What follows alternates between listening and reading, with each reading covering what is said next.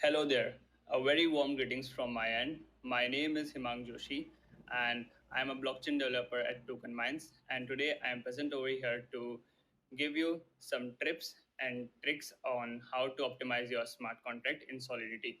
So, without any further ado, let me jump in and share you what about the agenda of today. So, we are gonna first start with understanding how to efficiently pack your storage variables and state variables in a storage slots in Solidity.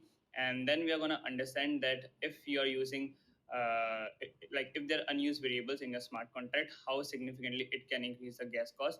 And after that, we are going to understand that how to optimize your on-chain storage data.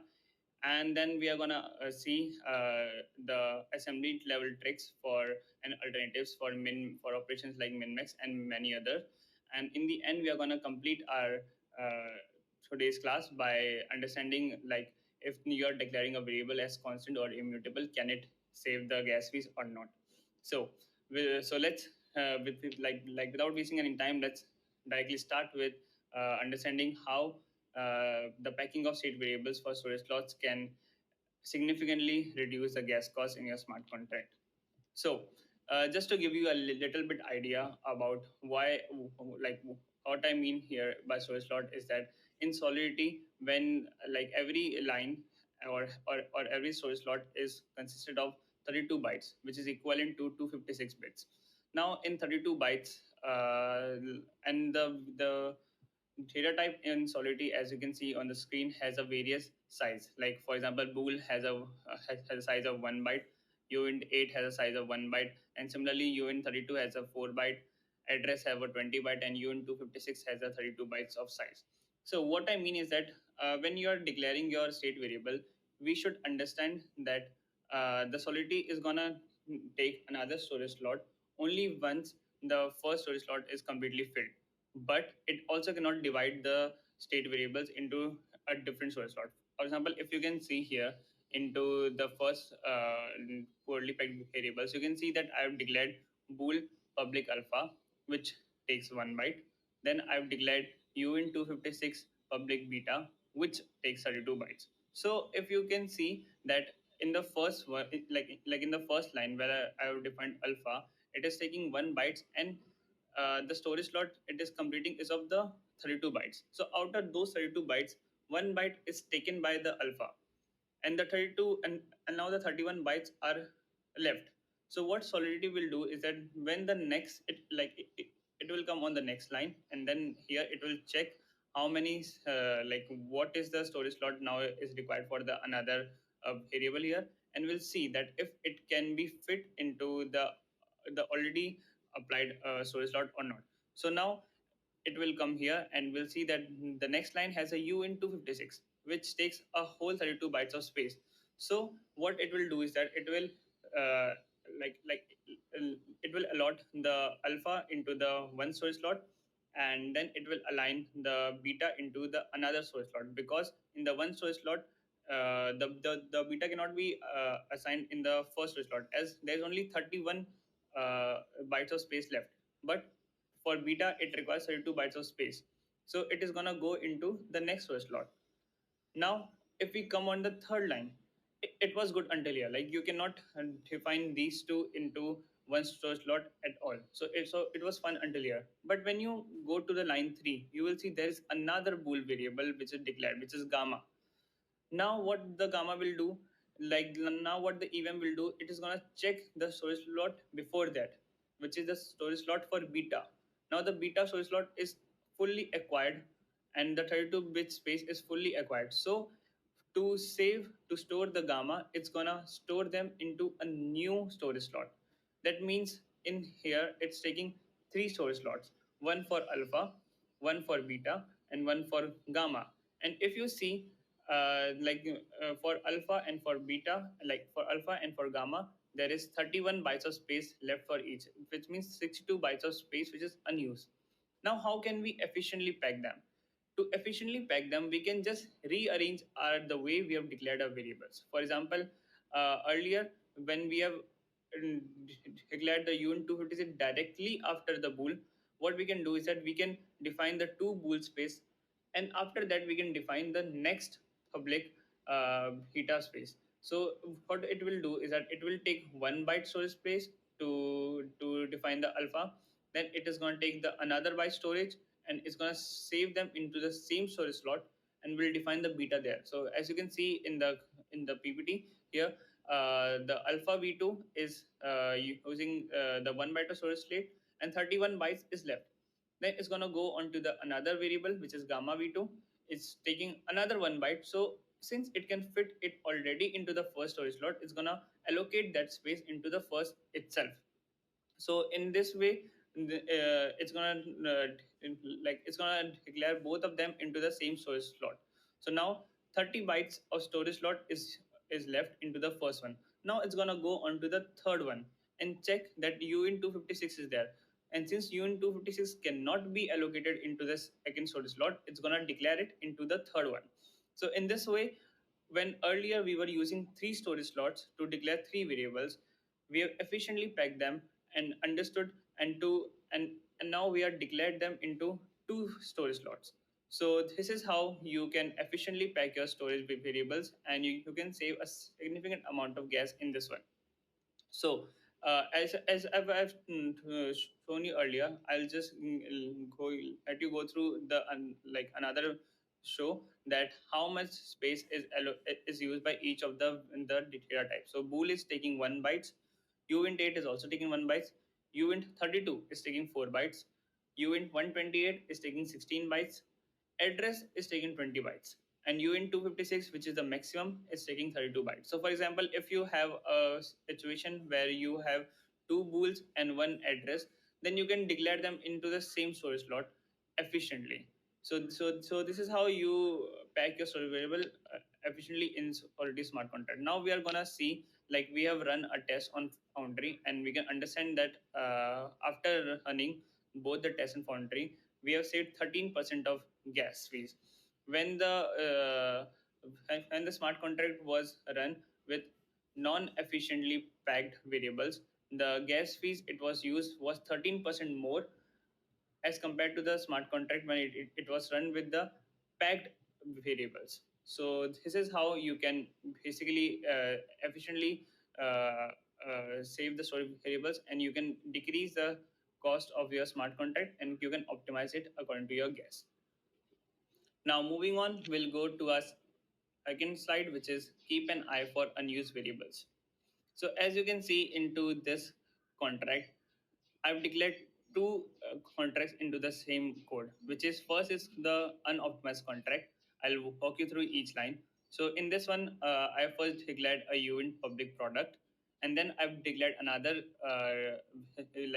which is uint private unused variable, and I've given it value equal to 10. Now I'm coming into my function calculate. In the function calculate, I'm having a product of a and b, which I'm passing through the function definition itself, and then I'm doing unnecessary operation on unused variables, and it's doing nothing into the contract. And like, because I'm just using unused variable and I'm adding the value a to it. And why I'm saying this unnecessary, like because in this scope of contract, it's not used anywhere.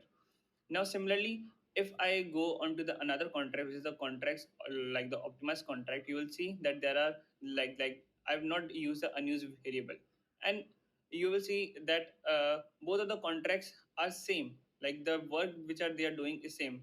The work that they need to do is to show the product value, and they are showing that product value. So in this way, my in the above contract, the unoptimized contract, I'm using an unnecessary unused variable, and this can increase the cost of my contract by 30%. So what we learn is that if we ever see a contract where there are unused variables, then we can just simply remove it. But we also need to understand, like in this contract, it's a very small contract, so it was very easier to spot that the variable is unused. But sometimes in the other contracts, they are very big, so it's not necessarily used into the same function call, but it can be used in another function call as well. So when we are removing any variable from a contract, we should go through all the contract very thoroughly, and then decide that whether this contract, like whether this variable is really unused or not. Now we are going to move on to our third trick, which is how to optimize on-chain storage data.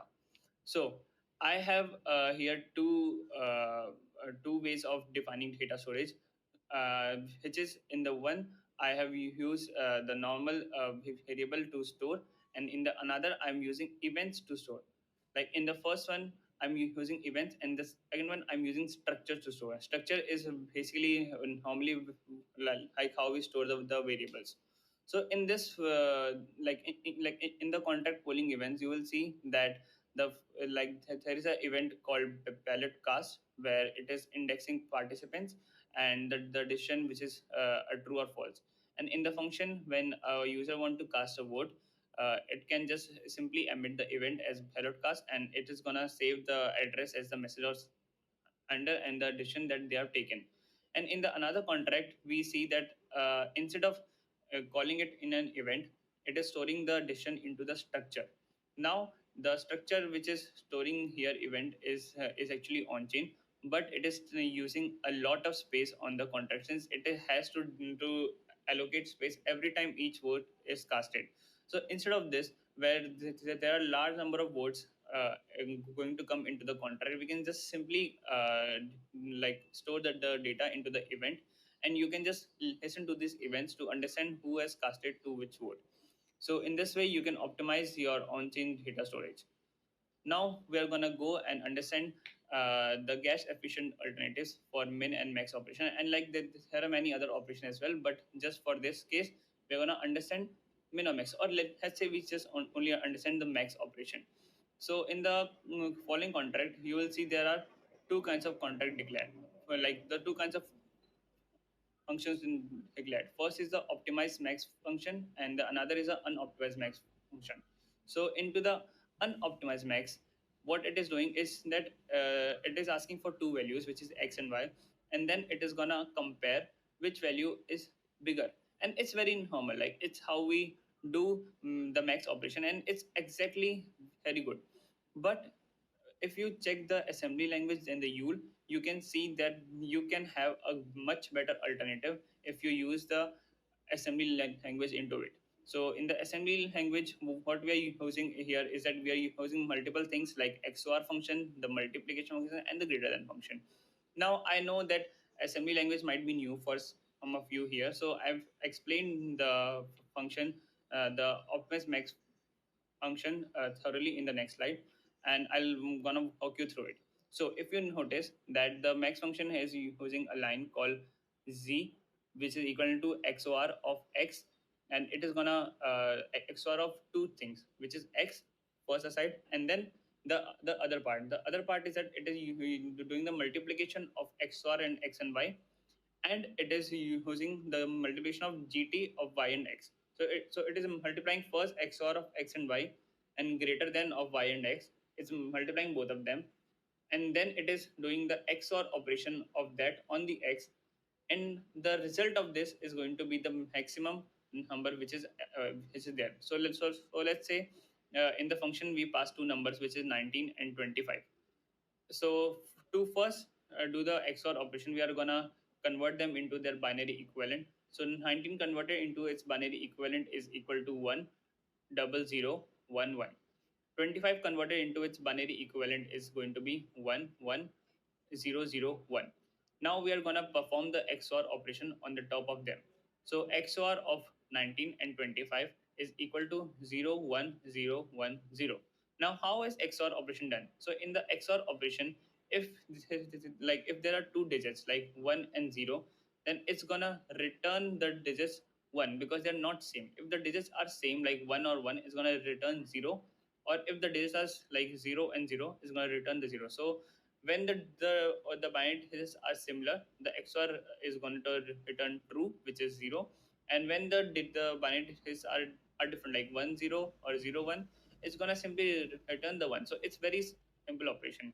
Now doing this, so the XOR of 10011 and 11001 is coming to be 01010. So just to give you for the first three digits, like 1 and 1 comes to be 0 as the digits are same. 0 and 1 comes to be 1 as the digits are different. 1 and 0 is coming to be 1 as the digits are different. and then 0 and 0 are coming to be 1 as the digits are same, and in the end 1 and 1 is going to be coming as 0 as the digits are same. And then we are going to perform the greater than expression, in which what greater than means is that if the value on the left is greater, it's going to return the 0, otherwise it's going to return 1. So in this case the value on the left is y, which is 19, and the value it's going to return is equal to 1. And now what we are going to do is going to multiply the product of both of them. So when you have, when you are going to multiply them, it's going to come as 0 1 0 1 0, because the multiplication is same. And now we are going to perform the XOR of 0 1 0 1 0 onto the 19. So when we are doing the XOR operation here, we get the result as 1 1 0 0 1, which is equal to 25. So this means that the number which was maximum in both of them was 25. Now the operation is very large, the understanding is very large, but it is taking very less time because it's already converted into its assembly equivalent. So in the EVM also, the Yule operation take the very much less amount of gas, and that's what we are also doing here. So you might think that it's going to hundred of steps, but in reality it's just taking the Yule operation, and it's using the assembly language here. So that's why the operation that's happening here is much cheaper in gas cost.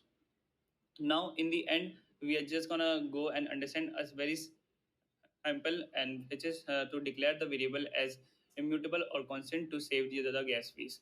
So if the values which are assigned as immutable or constant in a smart contract, then the value of that, then you can optimize your smart contract. And when you and why it happens is that because the contract makes them read only. So while compiling the contract, while the time of compiling the contract, the cost is going to be a little bit high, because it is used into the ABI of the smart contract. But once the smart contract is deployed there, then the cost and the gas cost in every transaction is going to be low, because that is already compiled in the smart contract. So any value which is defined as immutable or constants are going to have a very less amount of gas fees. So, with this, today I'm just going to walk you through again the agenda. What we have learned today is that we first understood, uh, we first understood how to peg your smart contracts efficiently into the variables, and then we understand that we how to keep an eye for unused variables. Then we understand how to optimize on-chain data storage, and then we went through the assembly level tricks and tips. And in the end, we saw that if we declare a variable as constant or immutable, you can significantly save gas fees on them. So with this, are you ready to optimize your smart contract now?